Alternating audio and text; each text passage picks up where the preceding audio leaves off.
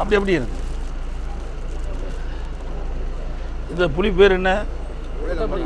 கொட்டப்புளி. இது அதிலிருந்து விதை எடுத்தது. இது எங்கே உற்பத்தி ஆகிறது? ஏரியா மொத்த பகுதியில் 15,000 ஏக்கர். இது எங்கே விற்பீங்க? திண்டுக்கல், மதுரையில் ஹோல்சேல் வைக்கிறீங்களா அல்லது சில்லறை வியாபாரம்? இப்போ என்ன கிலோ என்ன விலைக்கு போகுது? 1350 ரூபாங்க.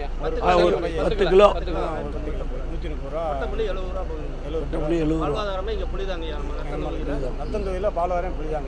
நான் 10 வருஷத்துக்கு முன்னால் இந்த தொழில் தானே பண்ணி. அப்படியா?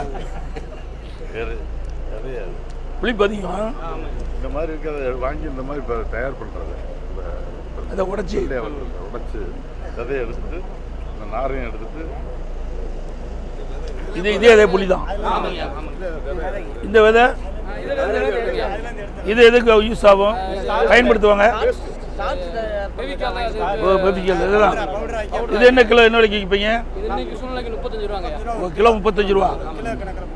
சரி, இது வந்து 1 கிலோ இந்த புளியிலிருந்து கொட்டையை எடுத்த புளிக்கு எவ்வளவு கூலி கொடுப்பீங்க ஆளுகளுக்கு? 15 கிலோவுக்கு 200 ரூபா.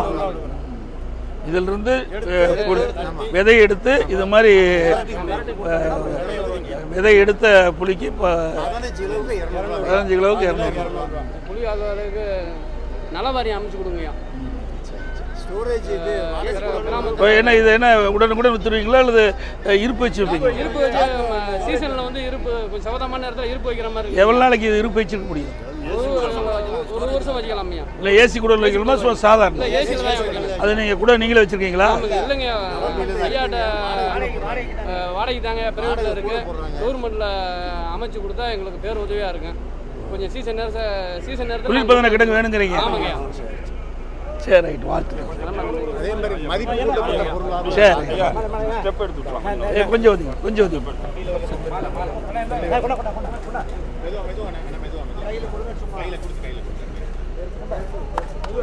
அதாவது தமிழ்நாட்டில் வந்து மா விவசாயிகளுக்காக முத குரல் கொடுத்ததுக்கு நாங்கள் விவசாயிகள் சார்பாக நன்றியை தெரிவிக்கிறோம்.